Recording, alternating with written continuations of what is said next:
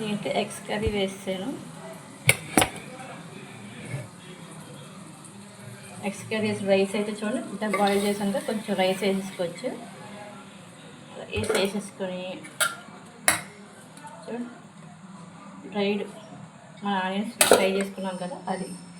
తర్వాత next eggs curry వేసుకొచ్చాను. కొన్ని eggs కూడా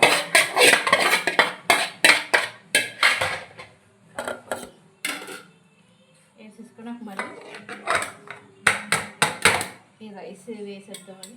ఈ రైస్ తర్వాత డ్రైడ్ ఆనియన్స్ కూడా వేసేచ్చు. అన్నీ వేసాను.